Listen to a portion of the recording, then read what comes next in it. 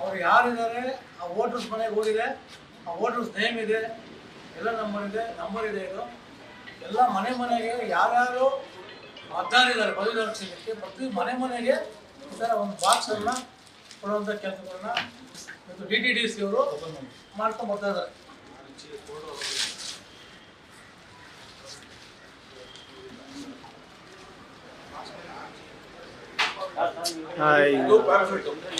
ಅದು ಕೂಡ ಪಾಂಪ್ಲೆಟ್ ಇದು RG ಇಂದ RG ರಾಮೋಜಿ ಗೌಡ ಬಾಯಿಲು ಇದರಲ್ಲಿ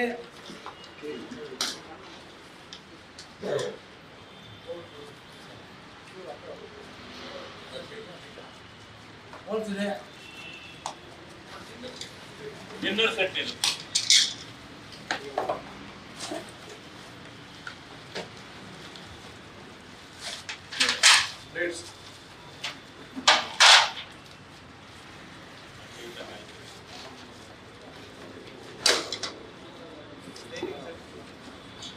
ಸೊ RG ಇಂದ ರಾಮೋಜಿ ಗೌಡ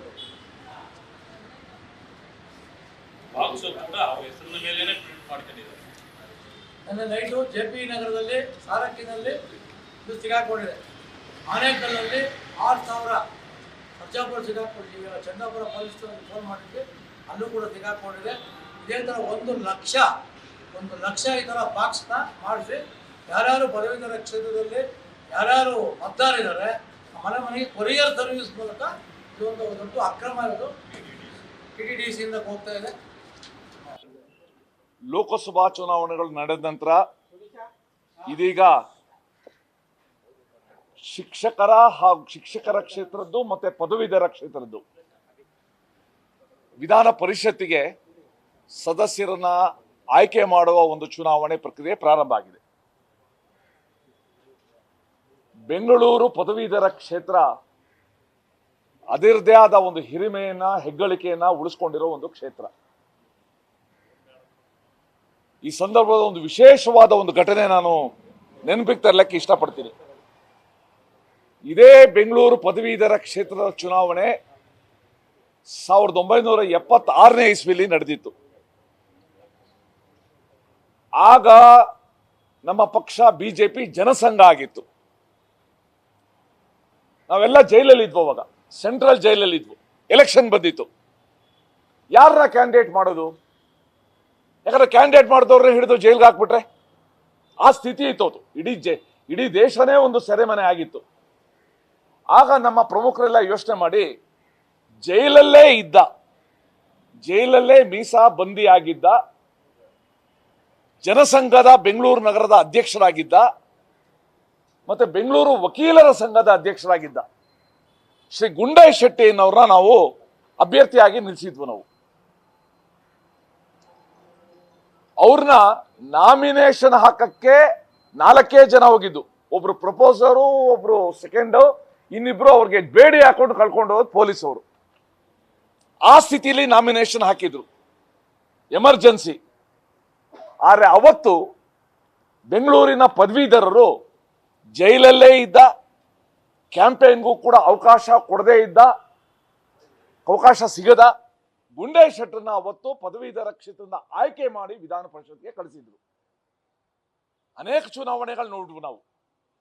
ಆದ್ರೆ ಈ ಬಾರಿ ಪದವೀಧರ ಕ್ಷೇತ್ರದ ಚುನಾವಣೆಯಲ್ಲಿ ಕಾಂಗ್ರೆಸ್ ಅಭ್ಯರ್ಥಿ ಮಾಡ್ತಾ ಇರುವ ಕಾರ್ಯ ಹಿಂದೆಂದೂ ಕಾಣದಷ್ಟು ಭ್ರಷ್ಟಾಚಾರದಿಂದ, ದುಷ್ಟತನದಿಂದ ಕೂಡಿರುವ ಒಂದು ಕಾರ್ಯ.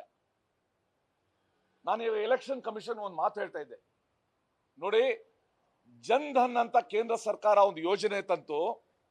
ಅದಕ್ಕೆ ಒಂದು ಟ್ಯಾಗ್ ಲೈನ್ ಇತ್ತು, ಬ್ಯಾಂಕಿಂಗ್ ದ ಅನ್ಬ್ಯಾಂಕ್ಡ್. ಯಾರ್ಯಾರ ಅಕೌಂಟ್ ಇಲ್ಲ ಅವ್ರಿಗೆಲ್ಲ ನಾವು ಅಕೌಂಟ್ ಕೊಡ್ತೀವಿ ಅಂತ. ಮುದ್ರಾ ಅಂತ ಯೋಜನೆ ಬಂತು. ಆಗ ಟ್ಯಾಗ್ ಲೈನ್ ಇದ್ದು ಫಂಡಿಂಗ್ ದ ಅನ್ಫಂಡೆಡ್ ಅಂತ. ಯಾರು ಸಾಲ ಸಿಕ್ಕಿಲ್ಲ ಅವ್ರು ಕೊಡ್ತೀವಿ ಅಂತ. ಈ ರಾಮೋಜಿರಾವ್ ಕಾಂಗ್ರೆಸ್ ಅವರು ಯಾರ್ಯಾರು ಭ್ರಷ್ಟರಾಗಿಲ್ಲ ಅವ್ರನ್ನ ಭ್ರಷ್ಟರ ಮಾಡ್ತೀವಿ ನಾವು. ಕರಪ್ಟಿಂಗ್ ದ ಅನ್ಕರಪ್ಟೆಡ್ ಯಾವತ್ತೂ ಕೂಡ ಕೇಳಲಿಲ್ಲ. ಕೊರಿಯರ್ ಅಲ್ಲಿ ಮತದಾರರ ಮನೆಗೆ ಈ ರೀತಿಯ ಆಮಿಷಗಳನ್ನ ಕಳಿಸಿ ಎಲ್ಲರೂ ಕೂಡ ಭ್ರಷ್ಟರನ್ನಾಗಿ ಮಾಡುವ ಒಂದು ಸಾಹಸ ಮಾಡಕ್ ಹೊರಟಿದ್ದಾರೆ ಇವರು. ಇದು ಚುನಾವಣಾ ನೀತಿ ಸಂಹಿತೆಯ ವಿರುದ್ಧ ಇದು, ಚುನಾವಣಾ ಪದ್ಧತಿಯ ವಿರುದ್ಧ ಇದು. ನಾವು ಅದಕ್ಕೋಸ್ಕರ ಮುಖ್ಯ ಚುನಾವಣಾ ಅಧಿಕಾರಿಗಳಲ್ಲಿ ಮನವಿ ಮಾಡಿದ್ದೀವಿ. ದಯವಿಟ್ಟು ಈ ಕುರಿತು ಚುನಾವಣಾ ಆಯೋಗಕ್ಕೆ ಪತ್ರ ಬರೀರಿ. ಈ ಚುನಾವಣೆನ ಮುಂದೂಡಬೇಕು. ಮತದಾರನ ಇಷ್ಟರ ಮಟ್ಟಿಗೆ ಭ್ರಷ್ಟರನ್ನಾಗಿ ಮಾಡೋ ಒಂದು ಪ್ರಯತ್ನ ಯಾರು ಕೂಡ ಸಹಿಸೋದಿಲ್ಲ. ಇದನ್ನ ಮುಂದೂಡಬೇಕು ಅಂತ ಬರೀರಿ ಅಂತ ಹೇಳಿದ್ದೀವಿ. ಜೊತೆಗೆ ಈ ಕೊರಿಯರ್ ಕಂಪನಿ ಏನಿದೆ DTDC, ಈ ಕೊರಿಯರ್ ಕಂಪನಿ ಅವರು ಕೂಡ ಈ ಚುನಾವಣಾ ಅಕ್ರಮದಲ್ಲಿ, ಚುನಾವಣಾ ಭ್ರಷ್ಟಾಚಾರ ಕಾರ್ಯದಲ್ಲಿ ಪ್ರಮುಖ ಪಾತ್ರದಾರರು ಭಾಗಿ. ಅವ್ರು ಹೇಳ್ಬೋದು ನಮ್ಮ ಬಿಸ್ನೆಸ್ ಅಂತ, ಅವ್ರು ತಿಳ್ಕೊಬೇಕು ಏನ್ ಕೊಡ್ತೀವಿ ನಾವು ಅಂತ. ಹಂಗಾರೆ ಇವ್ರು ಗಾಂಜಾ ಕಳಿಸಿದ್ರು ಕೂಡ ಮನೆಗೆ ಸಪ್ಲೈ ಮಾಡ್ತಾರ? ನನಗೆ ಭಯ, ಮುಂದೆ ಇವರೆಲ್ಲ ಝೊಮ್ಯಾಟೋದಲ್ಲಿ ಕಳಿಸ್ತಾರೋ ಅಂತ, ಮನೆಗೆ ಸ್ವಿಗ್ಗಿಯಲ್ಲಿ ಕಳಿಸ್ತಾರೋ ಅಂತ. ಸೊ ಅದಕ್ಕೋಸ್ಕರ ಈ ಒಟ್ಟು ಕಾಂಗ್ರೆಸ್ಸಿನ ಅಭ್ಯರ್ಥಿಯಾಗಿದ್ದಾರೆ ರಾಮೋಜಿ ಗೌಡ, ರಾಮೋಜಿ ಗೌಡ ಅವ್ರದ್ದು. ಅದ್ರ ಮುಂದ್ಗಡೆ ಅವ್ರದ್ದು ಫೋಟೋ ಹಾಕೊಂಡು RG ಅಂತ ಅನ್ಕೊಂಡು ಒಂದು ಪ್ರಣಾಳಿಕೆನೂ ಕೂಡ ಕೊಟ್ಟು, ಕಟ್ಲೆರಿಸ್ನ ಇದನ್ನೆಲ್ಲರೂ ಕೂಡ ಕೊಟ್ಟು, ಇದು ಕಂಡರಿಯದ ಕೇಳರಿಯದ ಭ್ರಷ್ಟತನದ ಪರಮಾವಧಿ. ಇದನ್ನ ನಾವು ತೀವ್ರವಾಗಿ ಖಂಡಿಸಿ ಚುನಾವಣಾ ಆಯೋಗಕ್ಕೆ ಪತ್ರ ಕೊಟ್ಟಿದ್ದೀವಿ. ಯಾವುದೇ ಕಾರಣಕ್ಕೂ ಕೂಡ ಮತದಾರನ ಈ ಪರಿಯಾಗಿ ಭ್ರಷ್ಟರನ್ನಾಗಿ ಮಾಡೋದನ್ನ ಚುನಾವಣಾ ಆಯೋಗ ಸಹಿಸಬಾರ್ದು. ಕೂಡಲೇ ಕೇಂದ್ರ ಆಯೋಗಕ್ಕೆ ಬರೆದು ಈ ಚುನಾವಣೆನ ಮುಂದೂಡಬೇಕು. ಮತ್ತೆ ಈ ಅಭ್ಯರ್ಥಿ ಮೇಲೆ ಮತ್ತೆ ಅವರ ಸಂಗಡಿಗರು, ಅವರ ಗಾಡ್ ಫಾದರ್ಗಳು ಯಾರಿದ್ದಾರೆ ಅವ್ರ ಮೇಲೆ ಎಲ್ಲಾನು ಕೂಡ ಕಠಿಣ ಕ್ರಮ ಕೈಗೊಳ್ಳಬೇಕು ಅಂತ ನಾವು ಆಗ್ರಹಿಸಿದ್ವಿ. ನ್ಯೂಸ್ ಫಸ್ಟ್, ನಿರ್ಭೀತಿಯಿಂದ ನಿಮ್ಮ ಪರವಾಗಿ.